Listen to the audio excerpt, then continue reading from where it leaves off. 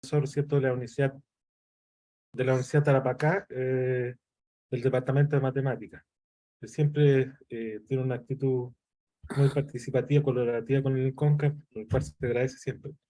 Y bueno, esta vez tengo el agrado, ¿cierto?, de presentarlo, y en esta charla él nos va a hablar sobre ecuaciones de fluidos micropolares, algunos avances recientes.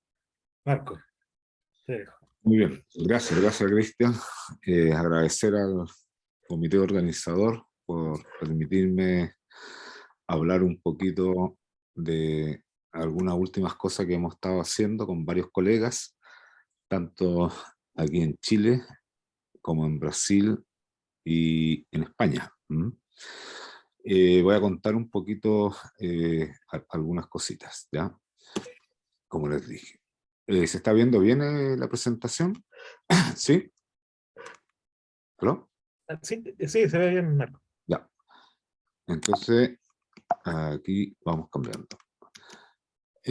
Voy a agradecer, ¿no es cierto?, a un proyecto que tengo aquí de la UTA Mayor, también a un proyecto de CAP Sprint de Brasil, y a un proyecto ANSUP de matemática, que coordina aquí la Universidad de Concepción, junto con Brasil, y Colombia y Francia, naturalmente, ¿ya? El contenido de la charla básicamente es modelo de fluidos micropolares. Voy a hablar de lo que son un poquito estos fluidos desde el punto de vista físico, una pequeña introducción. Voy a hablar algunas cositas conocidas sobre el problema. Posteriormente voy a hablar, vamos a ver que las ecuaciones de Navier-Stokes clásicas son un caso particular de los fluidos micropolares. Entonces voy a hablar algunas cosas relativas a ella, qué es lo que hay de los resultados conocidos que han sido extendidos al caso micropolar. Posteriormente, como les dije, voy a hablar de las ecuaciones micropolares asociadas, y finalmente voy a hablar de una condición necesaria y suficiente de existencia de solución fuerte única para el problema micropolar, una cuestión de local, ¿ya? Y posteriormente voy a hablar de la estabilidad del sistema micropolar.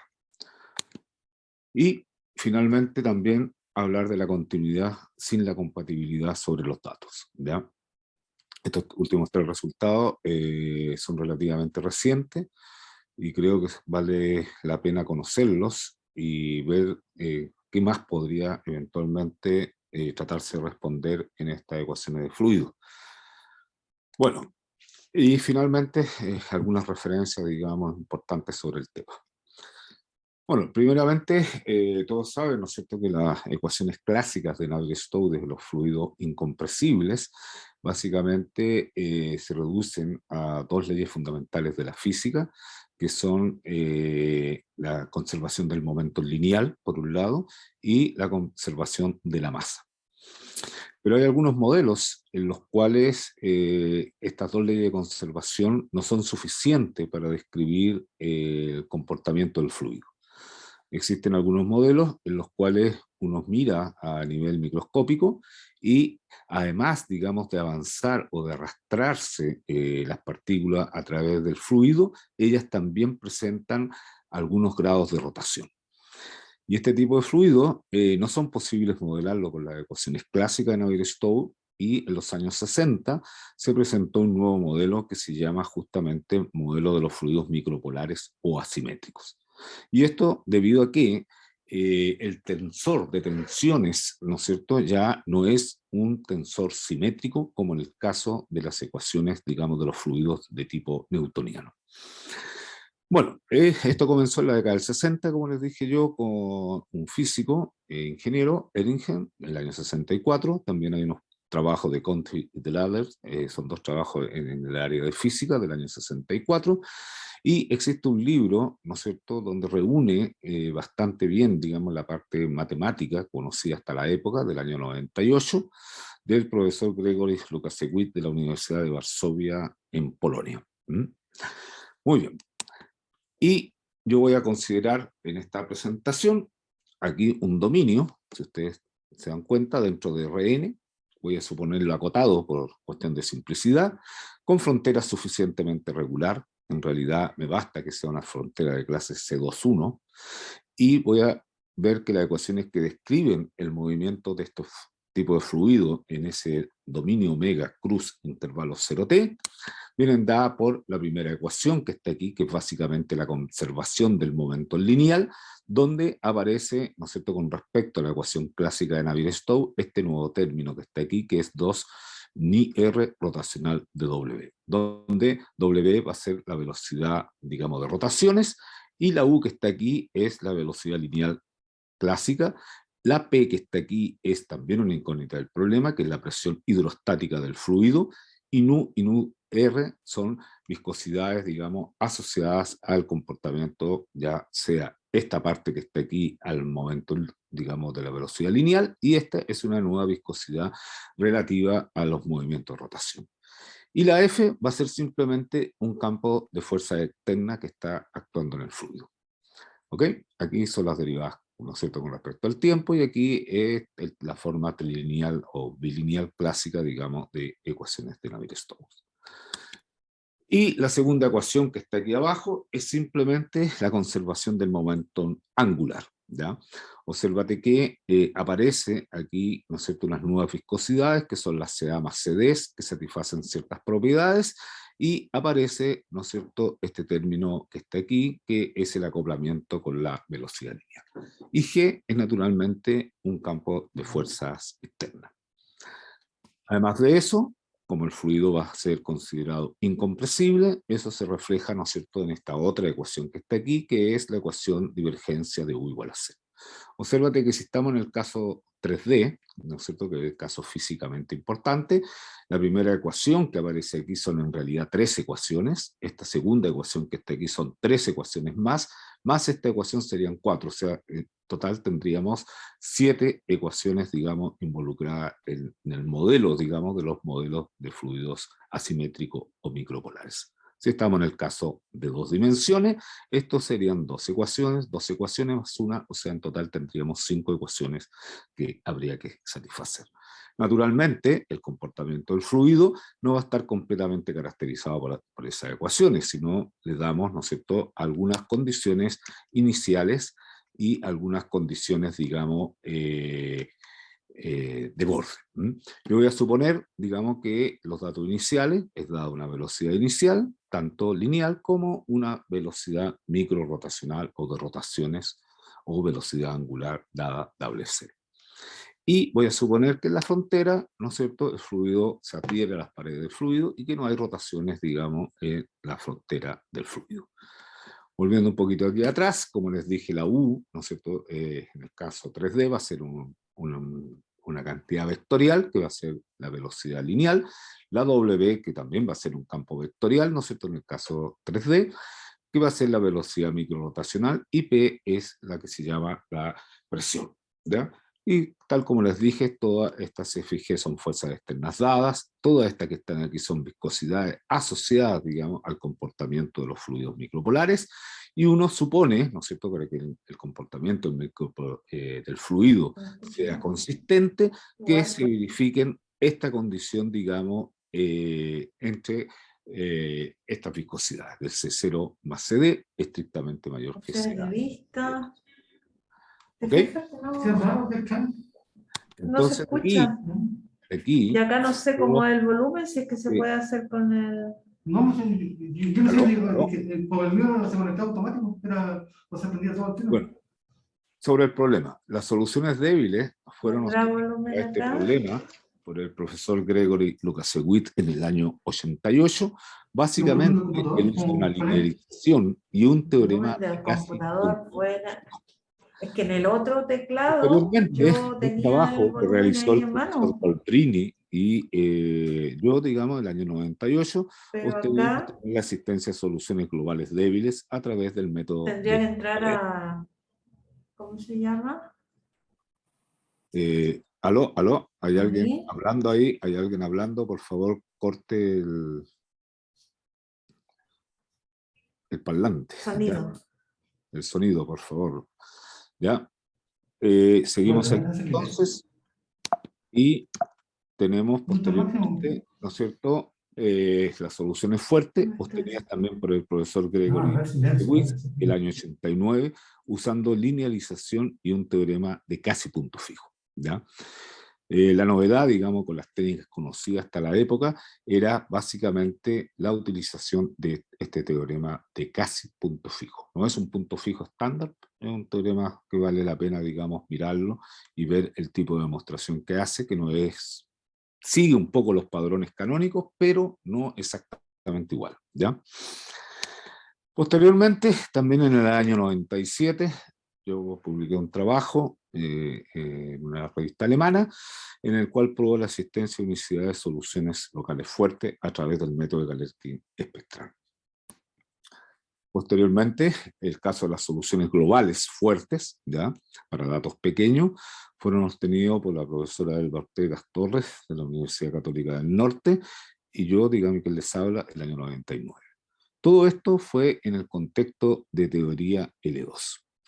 Posteriormente, y todo a través de métodos de Galerkin o, ¿no es cierto?, a través de linealización y punto fijo.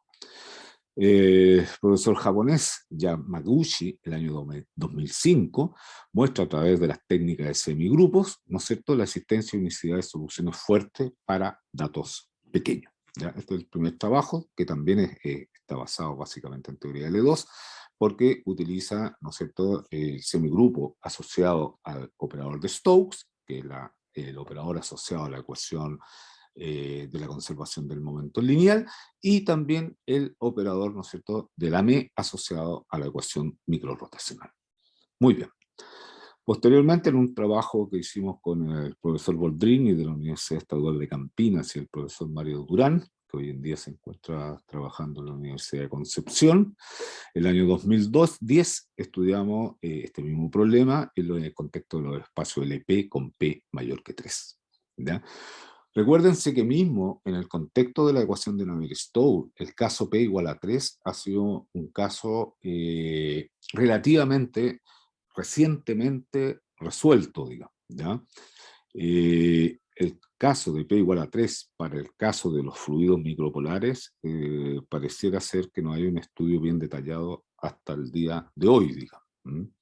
Ver cómo se podría comportar ese tipo de cosas. Bueno, como les dije, este es el libro fundamental, digamos, que es lo conocido hasta el año 98 del profesor Gregory Lukasiewicz, ¿ya? Sobre teorías de fluidos micropolares, donde hace la parte matemática y también da algunas ideas de la parte física. Bueno, vamos a hablar un poquito sobre las ecuaciones de Navier-Stokes, ¿ya? Recuérdense que las ecuaciones de Navier-Stokes corresponden al modelo que estamos presentando cuando W es igual a 0. Entonces, natural esperar que si yo voy a resolver o voy a mostrar algunos resultados, ¿no es cierto?, para ecuaciones de micropolar, se reduzcan a las ecuaciones clásicas de Navier-Stokes y a los resultados ya conocidos. Bueno, estos son los espacios clásicos que uno trabaja, ¿no es cierto?, en el contexto de las ecuaciones de Navier-Stokes, las funciones C infinito, nulas en el borde, tal que la divergencia de U sea igual a 0, y voy a anotar por este B negrito aquí, como la clausura de ese B cursivo en H10 de omega. Estoy trabajando en omega limitado, por eso que me da lo mismo tomar la clausura en H1 o en H10, y voy a tomar también como H simplemente la clausura de ese conjunto en L2. Y P va a ser la proyección, ¿no es cierto?, sobre H del L2 sobre H. Y ese operador que está aquí es lo que nosotros llamamos comúnmente como el operador de Stokes, y ese operador tiene como dominio, ¿no es cierto?, las funciones de H2, intersección B. Además de que aquí en este espacio B está incluida en algún sentido, débil, ¿no es cierto?, la condición de que la divergencia de U sea igual a 0. Bueno, usando ese operador, uno puede mostrar, ¿no es cierto?, por ejemplo, para la ecuación de Navier-Stokes, que si el U0 está en H, o sea, un elemento básicamente de L2, con divergencia nula en algún sentido generalizado, y la fuerza externa está en este espacio, entonces existe una solución débil, lo que se llama como solución débil, una función que está aquí, ¿no es cierto?, que es llamada solución de Leray-Hopf, que fueron independientemente probadas por Leray, ¿no es cierto?, en la década de los 30, y posteriormente utilizando métodos de Galerkin, digamos, por Hopf más tardíamente. Por eso que hoy en día este tipo de soluciones se llama simplemente soluciones de Leray-Hop. Muy bien. Si yo tomo un dato inicial U0 más regular que L2, o sea, básicamente en H1, entonces yo puedo afirmarte que existe un tiempo T estrella en este intervalo y una solución fuerte aquí, ¿ya? Eventualmente con ese T, ¿no es cierto?, menor que T estrella, ¿no es cierto? Y por lo tanto el problema es establecer cuándo la solución es fuerte para el dato inicial en B hasta un tiempo arbitrario T grande. O sea, aquí tenemos una solución, digamos, fuerte local. Entonces la pregunta es cuándo yo la puedo tener global, ¿ya? Y ese es el gran problema, digamos, del millennium, ¿no es cierto? Uno de los problemas del millennium asociada a las ecuaciones de Navier-Stokes, las cuales han tenido algunas respuestas en el año 2022 y 2021, que salieron publicadas en el Annals of Mathematics, algunas respuestas parciales, digamos, pero todavía no existe una respuesta general al problema, digamos, del milenio de la ecuación de Navier-Stokes. Naturalmente, este mismo tipo de consideraciones valen también, ¿no es cierto?, en el contexto de los fluidos micropolares. Muy bien. Una primera pregunta que nace en el contexto de la ecuación de Navier-Stokes es ¿cuál es el espacio funcional X grande, óptimo? Ya vamos a discutir qué significa esta palabra óptimo. ¿Dónde debe ser considerado el dato inicial U0, o sea, la velocidad inicial, para tener una solución fuerte, única, local? Lo ideal sería global, pero eso todavía es el problema del milenio. Pero vamos a ser un poquito menos ambiciosos y vamos a tratar de caracterizar, o la pregunta es, ¿será que es posible caracterizar de alguna manera este espacio X de modo que el problema de la ecuación de Navier-Stokes tenga una solución fuerte, única, local? Bueno, los primeros que trataron de responder o respondieron este problema fue el profesor Farmis de Alemania con Short, también de Alemania, donde dan condiciones para el valor inicial óptimo para la existencia de soluciones locales fuertes. Y esto fue publicado en esta revista prestigiosa alemana el año 2009. ¿Ya? Posteriormente hay un trabajo de Dong, Kai y Tri, que son profesores coreanos, los cuales mejoran en algunos aspectos el resultado de Farwitz, que fue publicado el año 2021, también en una revista alemana llamada Matemáticas de la Rusia. Este es un trabajo relativamente reciente, que mejora en ciertos aspectos el trabajo de Farwitz y de Short. Muy bien. ¿Qué significa óptimo en esta palabra que está aquí? ¿Qué es lo que es el óptimo? Uno habla de óptimo aquí. Mira. El óptimo en la frase anterior debe ser entendido de la siguiente forma. Si el U0 está en el dominio de A0, que es igual a H, el espacio, ¿no es cierto?, de L2, no sé, el subespacio de L2 con divergencia nula en un sentido generalizado, entonces yo tengo que hay una existencia de solución global, débil, ¿ya? Ahora, si yo tomo el U0 en B, yo tengo que hay una existencia de solución única local. Entonces, la pregunta es, ¿cuál es el menor gamma que está entre 0 y 1 medio? Te fijas aquí el 0 y aquí el 1 medio, que verifica que si el dato inicial está en esta potencia fraccionaria del operador de Stokes, me implique que tenga la existencia de solución única por lo menos local. En ese sentido, debe entenderse o comprenderse la palabra óptimo que he escrito aquí arriba. Este gamma lo caracteriza estos autores que están aquí, Farwitz y Short, ¿ya? Para el contexto, digamos, de la ecuación clásica de Navier-Stokes. Muy bien. Una segunda pregunta que nace es la siguiente. Bueno, si yo ya obtenía la solución débil, yo ya encontré una solución débil, ¿qué condiciones adicionales sobre la velocidad y o presión permiten probar que ella es única? ¿Será que si yo coloco, sé algo más sobre la solución U o sobre la presión que está en el problema, yo pueda deducir que la solución débil que tengo es de hecho única? Bueno, el primer trabajo que habla sobre esta cuestión y que coloca condiciones sobre la velocidad es un trabajo un poquito olvidado en la literatura, que es de un matemático japonés, Oyama, del año 1960. ¿Ya?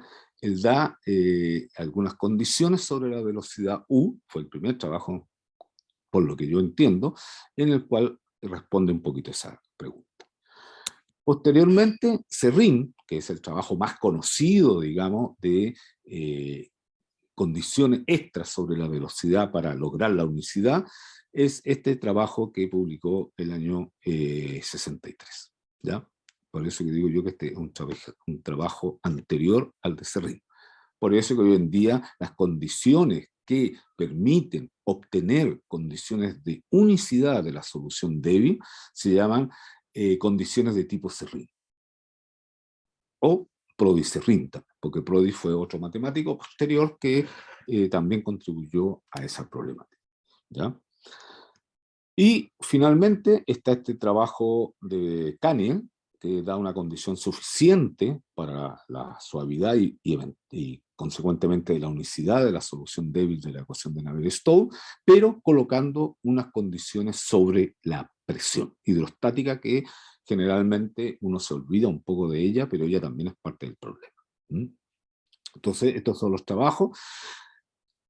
De todos estos trabajos que están aquí, de Oyama y SERRIN, los trabajos posteriores que vienen realizándose en ecuaciones de Navier-Stokes para obtener la unicidad de la solución débil, colocando condiciones extras sobre la velocidad, de una u otra manera son generalizaciones de estos dos en un poquito que cambian el espacio funcional o que cambian un poquito el decaimiento de la solución si estás en todo omega, pero son variantes de estos que están.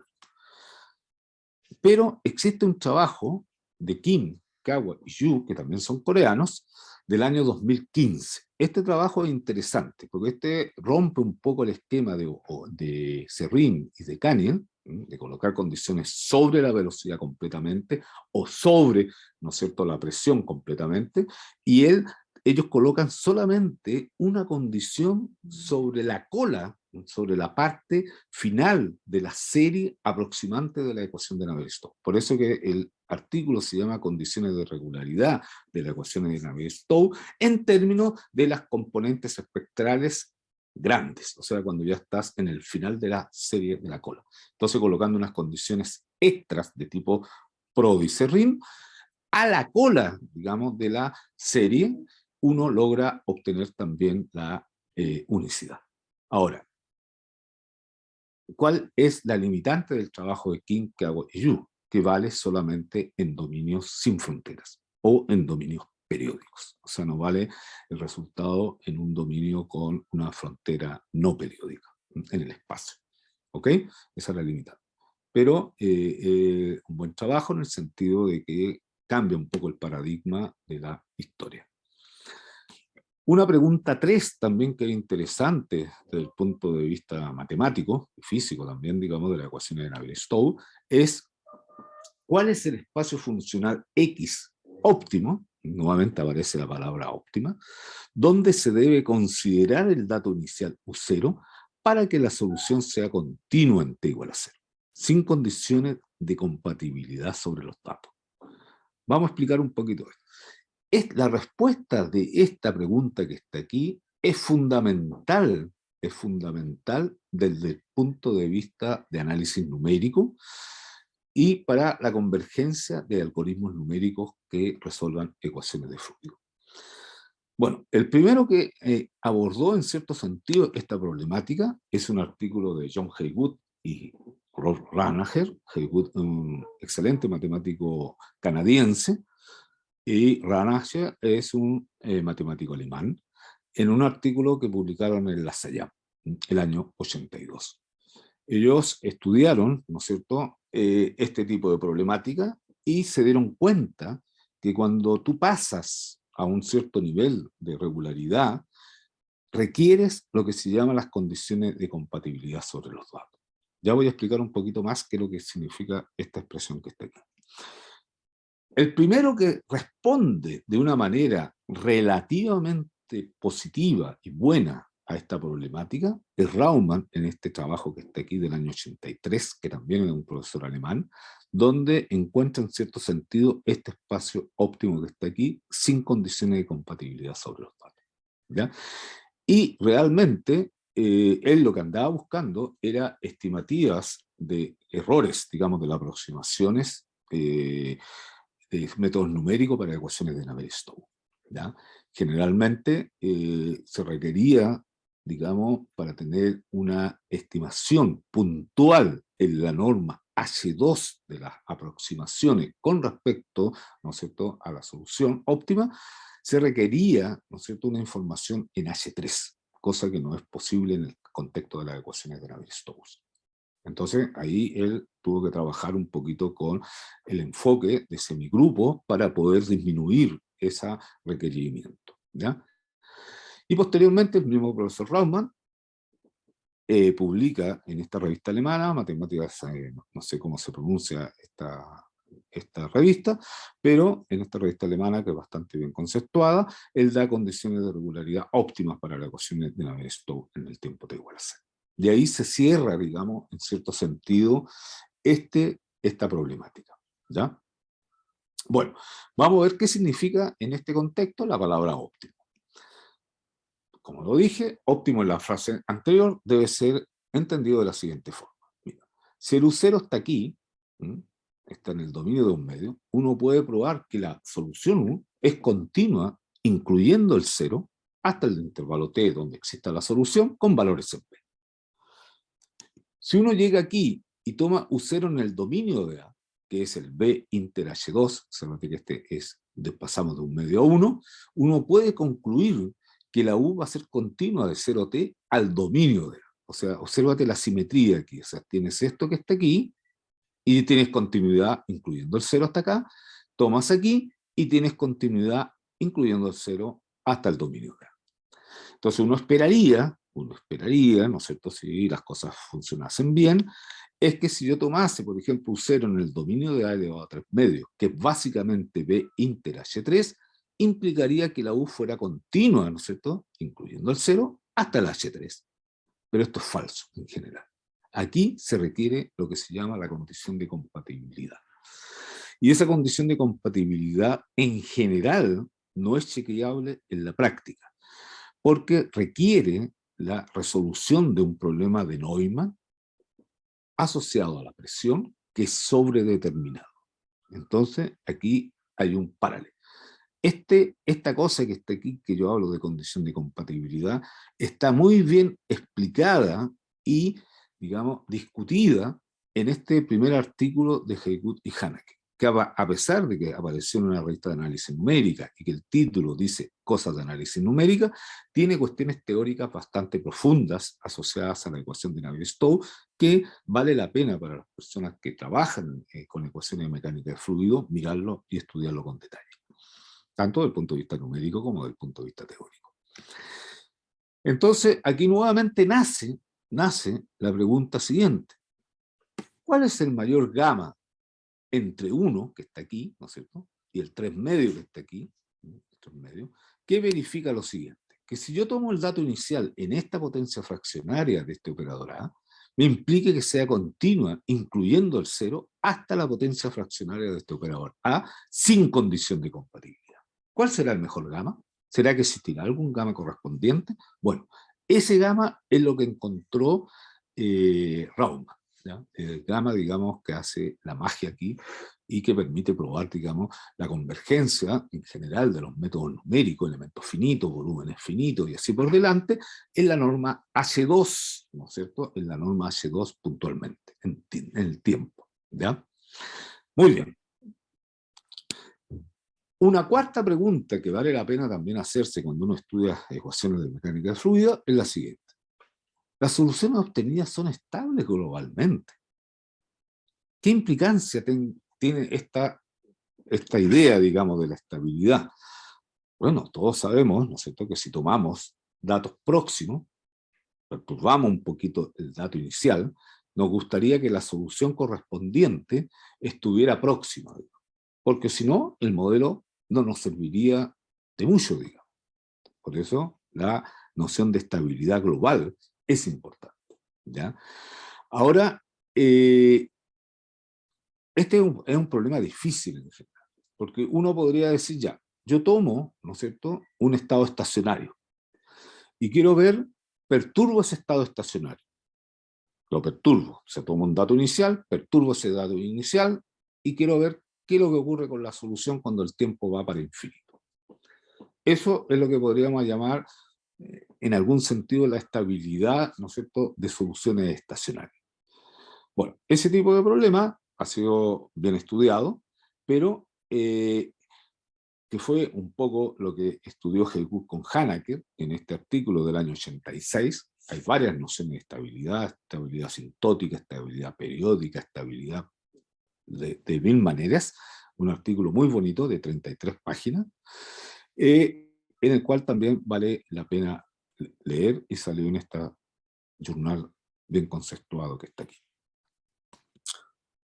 Posteriormente está el trabajo número 2, que es continuación del trabajo que hablé anteriormente de Helmut y Hanaker, donde habla de las aproximaciones por elementos finitos, de la ecuación de Navier-Stokes, ¿no es cierto?, evolutiva, y la estabilidad de soluciones y estimativas de error uniforme en el tiempo. Este también es un trabajo bastante interesante que vale la pena ver. Posteriormente está este trabajo que rompe un poco los esquemas anteriores, que es un trabajo de Ponce, Raque, Sideri y Tití, que básicamente ellos toman una solución evolutiva, una solución del problema evolutivo, y perturban esa solución en el dato inicial y en la fuerza externa. Entonces la pregunta es, ¿tendré nuevamente una unicidad y una existencia global de la solución? Bueno, esto es lo que resuelven en esta revista, no sé, de la Springer, del año 94, Ponce, Raque, Sideri y Tití. ¿Ya? Este es un trabajo bastante interesante también, que vale la pena mirar, digamos. Y posteriormente hay aquí un trabajo de He y Lee, que salió en el Numerics Mathematics, la revista alemana, que también es sobre el caso de soluciones estacionarias, ¿ya? Donde ellos hacen una cierta discretización y hacen la convergencia, ¿no es cierto?, de la solución evolutiva a la solución de la ecuación estacionaria. No obtienen los resultados óptimos, pero dan un camino para resolver ese tipo de cosas. Bueno, esas son preguntas que uno tiene que hacerse, digamos, en la mayoría de las ecuaciones provenientes de la mecánica del flujo, ya sea ecuaciones de Navier-Stokes, modelos de tipo Boussinesq, modelos micropolares, modelos magneto-hidrodinámicos, y así por delante. Van apareciendo un montón de otros modelos posibles, digamos. Bueno, en el caso de las ecuaciones micropolares, con Miguel Loyaza, de la Universidad Federal de Pernambuco, y nuestro alumno, Marcos Paulo de Arroya Silva, hemos tenido ya el resultado, digamos, para la generalización del resultado, ¿no es cierto?, de los profesores alemanes para este modelo, con la particularidad de que solamente colocamos condiciones sobre la velocidad. No colocamos absolutamente nada sobre la velocidad microrotacional. Más adelante yo voy a mencionar un poquito el resultado y voy a tratar de decir un poquito de él. Para la pregunta 2, nosotros estudiamos con la profesora Elba Ortega el año 96 y publicamos un trabajo ahí en la revista que ya no existe, de la Universidad de Chile, en el cual mostramos a través de condiciones de tipo Prodi-Serrin la unicidad de soluciones débiles para un modelo un poquito más general que se llama modelo magneto-micropolar. Posteriormente, con la profesora Elba, también en el año 2009, estudiamos las condiciones eventuales de unicidad de la solución débil, colocando solamente condiciones sobre la presión. O sea, la presión hidrostática, tanto en el caso, digamos, de la ecuación de Navier-Stokes clásica, como en este caso de fluidos micropolares, es suficiente si yo coloco alguna condición extra sobre ella para garantizar la unicidad de la solución débil. Posteriormente, con el profesor Miguel Loyaza también, dimos un criterio de tipo Prodi-Serrin en los espacios débiles LP, en el contexto LP, que salió publicado el año 2016 en el Journal Mathematical Physics. Este resultado vale tanto en el caso de dominios acotados como en todo R3, digamos, ¿ya? Muy bien.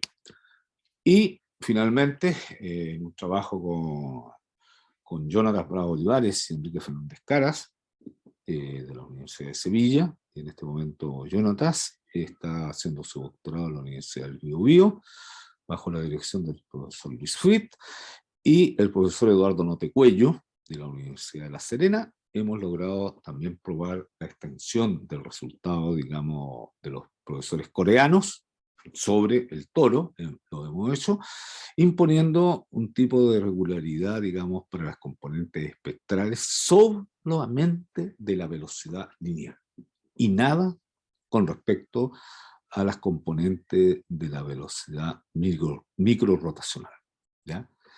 Es un resultado que está próximo a ser sometido.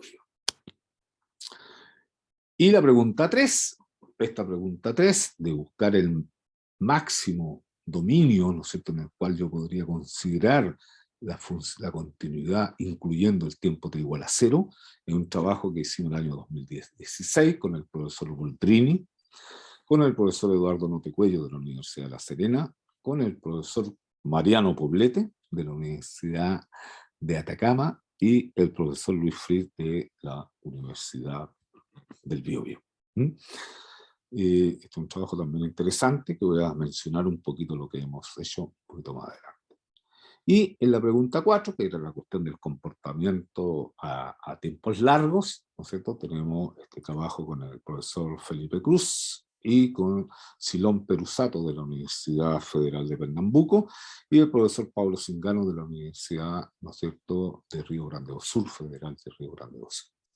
Trabajo que publicamos recientemente, de 44 páginas, de comportamiento para ecuaciones magneto-hidrodinámicas en el Journal Differential Equation.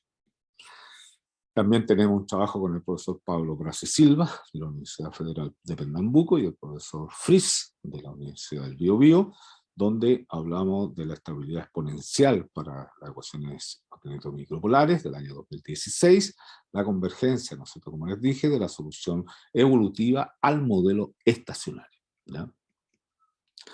Tenemos también este trabajo de la profesora Elba Ortegas, de la Universidad Católica del Norte, del profesor Roberto Cabrales, de la Universidad de La Serena, donde estudiamos, ¿no es cierto?, en el espíritu, digamos, de los trabajos de Helmut y Hanecker para estos modelos de micropolares, y fue publicado en el año 2012 en el Numerical Method Partial Differential Equation. Está también este trabajo, que vale la pena mencionar, del profesor Elder Jesús Villamizar Roa, de la Universidad Industrial de Santander, de Colombia, y de la profesora María Ángel Rodríguez Bellido, de la Universidad de Sevilla, donde también estudian el comportamiento de la solución evolutiva a la solución estacionaria, ¿ya? Y estudian la estabilidad exponencial. Es un trabajo del año 2008. Y posteriormente, el último trabajo que hemos realizado con el profesor Boldrini, con el profesor Notecuello y con la profesora Ortega Torres, que ya está siendo sometido la extensión, digamos, del trabajo, digamos, de Ponce, Tití y demás, para el contexto micropolar, y la cosa interesante, que nuevamente solamente se requiere una hipótesis extra sobre la velocidad lineal y nada sobre la velocidad microrotacional. Muy bien. Y finalmente este trabajo que hemos hecho con el profesor Pablo Brase Silva y Miguel Loyaza, que está prácticamente en System Control Letter, donde estudiamos comportamiento asintótico a la solución estacionaria y estudiamos el problema de la estabilización interna para los fluidos micropolares. Muy bien. ¿Qué más yo les podría comentar aquí? Bueno, ahí cuando uno estudia, ¿no es cierto?, y aplica el operador P a la primera ecuación y multiplica, ¿no es cierto?, y hace su formulación variacional, las ecuaciones que quedan son estas que están aquí. ¿Te fijas? La primera es la ecuación variacional para la velocidad U, la segunda la ecuación variacional para la ecuación W, con los datos iniciales correspondientes y en estos espacios adecuados. Tal como lo dije, el operador A, el operador de Stokes, y el operador L cursivo que aparece aquí, el operador de la P. La solución débil, como les dije, toman datos iniciales en H y datos iniciales en L2, a fuerza K. Entonces vamos a decir que una solución débil, si la U está aquí, fíjate, L2B, y el infinito H, o sea, donde tomé el dato inicial, me llega aquí. Y análogamente aquí, la presión aquí, y la W, ¿no es cierto?, también en L2. ¿Te fijas? Tomé el dato inicial en L2, entonces en L infinito, L2, y L2 solamente en H1. Muy bien, eso es lo que se entiende por solución débil. La solución fuerte, yo mejoro un poquito, ¿no es cierto?, el dato inicial a H1, y aquí también, y lo que obtengo es ahora L infinito en 0TB. ¿Te fijas? O sea, partiste aquí en 0H y pasaste a B. Y cuando estaba en L2 estaba en B y pasas a L2 dominio de A. Recuérdate que dominio de A es B inter H2. Y además tienes una información extra sobre la derivada temporal. Análogamente la presión mejora, ya no es L2, sino que es H1 en la variable espacial, y la W análogamente como la velocidad lineal mejora. ¿Ya? Eso es lo que uno entiende por solución fuerte y solución débil en un intervalo 0T cualquiera. Naturalmente que para soluciones débiles o fuertes, cuando el tiempo considerado esté más infinito, el intervalo de definición temporal va a ser el intervalo 0 más infinito. Vamos a decir solución local en el tiempo para resaltar que la solución está definida en un intervalo menor que el intervalo de definición de los datos. Recuerden que la fuerza externa es dada, por lo tanto, de ella va a depender cuando estemos hablando de local o global. Y vamos a decir solución global en el tiempo para resaltar que la solución está definida en el mismo intervalo de definición de los datos dados. Y finalmente la solución fuerte global en el tiempo, que uno la toma aquí, ¿no es cierto?, en cero infinito, si verifica que ella es una solución débil ahí, y además de esto que la U está en el infinito log, L2 log, y la derivada temporal L2 log. Este log que está aquí abajo significa que la U está en cualquier espacio LP, ¿no es cierto?, que es lo que digo aquí, lo mismo W, que está en cualquier espacio LP0 tau, para un tau cualquiera entre 0 y más infinito. ¿Ok? En eso quiero decir el log. Ahí están un poquito las bibliografías, ¿no es cierto?, sobre la existencia de soluciones globales en el tiempo. Ya lo había mencionado. Las soluciones fuertes están ahí también, que ya las mencioné. Y finalmente quiero mostrarle un poquito la condición necesaria y suficiente de existencia de solución fuerte única. Vamos a definir para cualquier exponente SQ con 1 menor que S y Q menor que infinito, el número de Brody-Serrin se define así, por esta cantidad que está aquí. ¿Ya? Este número es importante para obtener la unicidad y regularidad para las ecuaciones de Navier-Stokes clásicas. Y vamos a decir que esta va a ser una solución débil, ¿no es cierto? Una solución fuerte, ¿no es cierto? El sistema micropolar será una solución débil, y voy a colocar esta hipótesis que está aquí, que S Q igual a 1, tal que B esté en este espacio que está aquí. ¿Te fijas? SQ. Por eso que hablan de condición de tipo Brody-Serrin.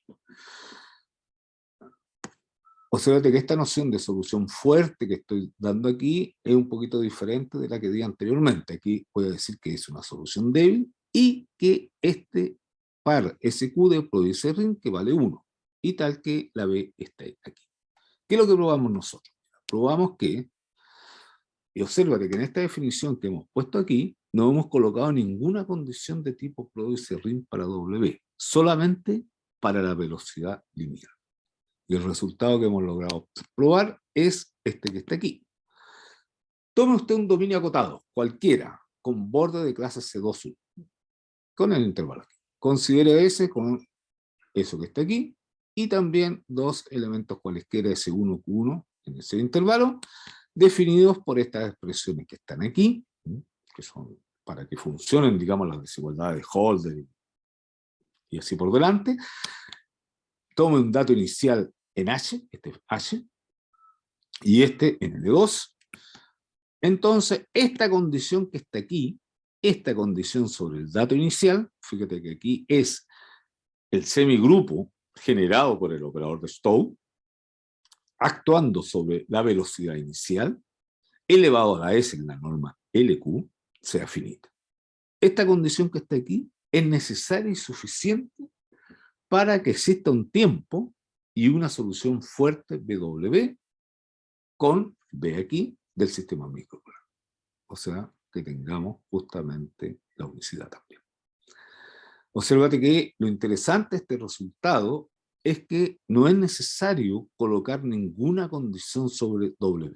Basta colocar una condición sobre la velocidad inicial, ¿no es cierto?, lineal.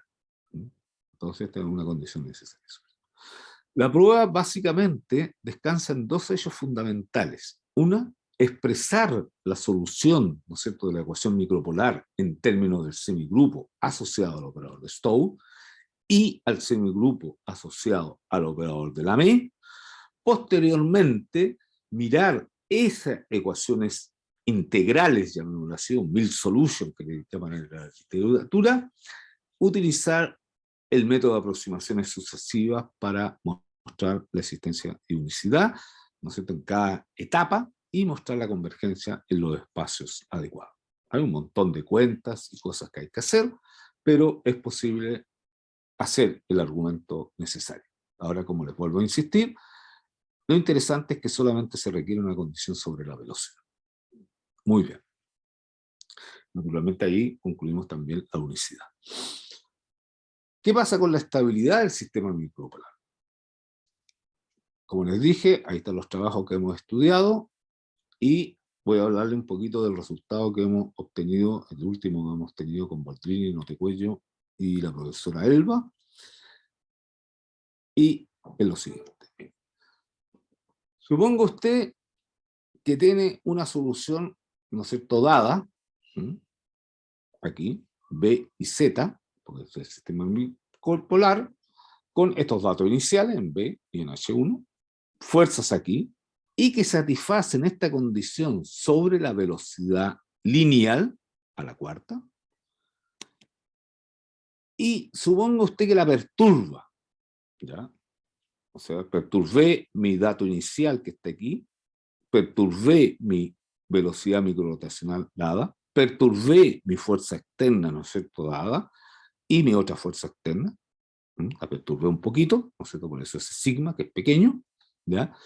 Entonces, me dice que el problema ese perturbado tiene una solución única con estos datos iniciales, ¿ya?, los perturbados, tales que verifican esta condición que está aquí. ¿Te fijas? O sea, el sistema es estable, ¿ya? ¿Ok? Opa, se me fue. Eso es lo que hemos demostrado aquí, que el sistema es estable. Ahora, nuevamente, vale la pena resaltar que solamente hemos colocado una condición sobre la velocidad lineal y absolutamente nada sobre la otra variable que es z, que es la velocidad microrotacional. O sea, basta controlar en algún sentido la velocidad lineal para lograr la estabilidad del sistema. Ese es el punto interesante aquí, digamos. No voy a entrar a hacer las pruebas, los detalles, pero luego, si alguien tiene interés en mirar las cuentas y las cosas, podemos facilitarlo sin ningún problema. ¿Ya? Pero ese es el resultado que la gente obtuvo. Muy bien. Ahora, ¿qué pasa con la continuidad sin compatibilidad sobre los datos? Nuevamente, aquí, con estos colegas, nosotros demostramos lo siguiente. Demostramos que, bueno, ¿qué es lo que significan las potencias fraccionarias del operador alfa y L de alfa? Bueno, ellas son simplemente definidas de la manera estándar, por la representación espectral, digamos, ¿ya? Y eso lo puedo hacer para cualquier real alfa. Y el resultado que hemos probado dice lo siguiente. Si usted toma FG en las continuas de 0T H1 de omega, y el U0 aquí en el dominio de A de 1 más epsilon, ¿ya?, y W en ese también que está aquí, entonces la solución UW del sistema micropolar satisface para todo epsilon en este intervalito que está aquí, esta continuidad. O sea, primero la U está continua aquí, y también es de clase C1, incluyendo el 0, hasta eso, y la W aquí. O sea, respondimos también el problema de la continuidad, digamos, en 0. Y pareciera ser que este epsilon que está aquí, este epsilon, es como el exponente crítico, digamos. O sea, no se ha logrado probar para epsilon igual a un cuarto, y tampoco se ha logrado probar para un epsilon más grande, digamos. O sea, para el fíjate que este es H2 y un poquito más, ¿te fijas? Entonces, la pregunta, hasta si yo tomase epsilon igual a 1, por ejemplo, o un medio, ya el resultado sería falso, porque ahí requiere condición de compatibilidad. Entonces, hay una parte nebulosa entre un cuarto y un medio del epsilon, que no sabemos qué es lo que pasa realmente entre un cuarto y un medio. Yo creo que eso sería un buen trabajo para investigarlo, digamos, y ver si es posible obtener algún tipo de resultado. Y finalmente un poco la bibliografía de las cosas que estaba hablando. Está este trabajo también con Charles Zamorín y Miguel Loyaza, ¿ya? Que aquí estudiamos con convección térmica, ¿ya? El año 2021. Está un trabajo con Fagner Ararauna y Felipe Chávez Silva, donde estudiamos la controlabilidad exacta de aproximaciones de Galerkin para fluidos micropolares, trabajo que publicamos en 2010 en el Proceeding de la American Mathematical Society. Está este otro trabajo de Boldrini, Rojas Medo y Fernández Cara. Obsérvate que el modelo que presenté es con densidad constante, pero si hacemos variar también la densidad, entonces vamos a tener los casos de fluidos micropolares no homogéneos. Publicamos un artículo del año 2003 en el Journal Matemáticas Puras y Apliqué francés. Posteriormente está este trabajo, ¿no es cierto?, también de Boldrini y Durán. Este otro trabajo, digamos, que publicamos con Pablo Bras y con Clayton Cuña, el año 2021, en la Applied Mathematical Optimization, donde estudiamos el problema de inicialización para las ecuaciones de fluidos incompresibles asimétricos o micropolares. También está este otro trabajo que publicamos en el año 2020, en el Journal Differential Equation, con Miguel, con Felipe y con Pablo, sobre la resolución única global de los fluidos no homogéneos asimétricos a través de un enfoque lagrangiano. Está este trabajo de Confit Adler, que es del año 64, donde estudia el aspecto físico del modelo. Está este otro de Eddingen, que también vale la pena mirar, del año 64, donde estudia la parte física. Está este otro trabajo con Miguel Loyaza y Marcos Pablo Rocha Silva, nuestro alumno de doctorado, donde estudiamos el caso estacionario con datos iniciales singulares, ¿ya? Está el libro de Lukasiewicz, está este trabajo de Lukasiewicz con Marcelo Santos y yo, del año 2002, donde estudiamos también soluciones estacionarias con datos en L2. En realidad este trabajo con Miguel es como, podríamos mirarlo como una versión LP de este trabajo de Lucas. Está este trabajo también de Gregory Lukasiewicz con el Ortega, donde estudiamos soluciones periódicas fuertes y estabilidad, digamos, de las soluciones periódicas para el modelo micropolar. En particular, hicimos un modelo general, pero el modelo micropolar cae aquí dentro.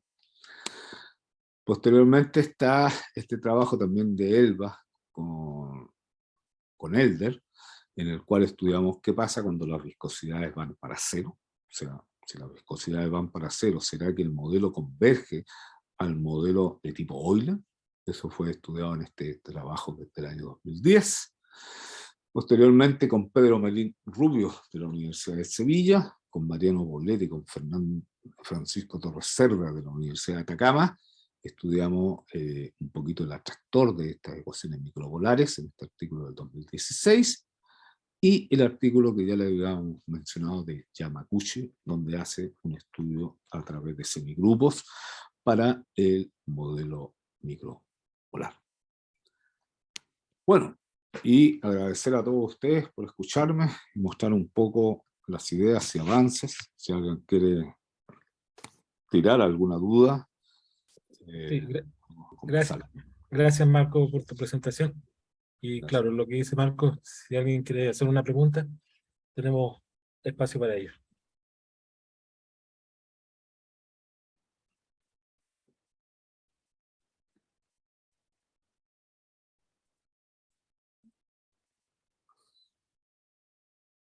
¿No hay preguntas? Parece que no, ¿no? Nada, Bueno, termino de agradecer a Marco por su presentación. Se ve que hay harto trabajo por medio y nada, siempre agradecido por tu colaboración, Marco. Bueno, una vez más agradecer la oportunidad de hablar, de mostrar un poquito, de también comentar para los estudiantes que aquí en la Universidad de Tarapacá ya fue acreditado nuestro programa de magíster y fue acreditado también nuestro programa de doctorado, digo. Entonces, si hay algunos alumnos que quieran postular, pueden ingresar ahí a la página web de la universidad y contactarse con el director del programa, en el caso del magíster, el profesor Octavio Vera, y en el caso del doctorado, el profesor Sebastián Antonio Lorca Pizarro. Bueno, una vez más, muchas gracias. Espero que nos veamos en algún momento de manera presencial. Sí. Chao, Marco, gracias. Ya.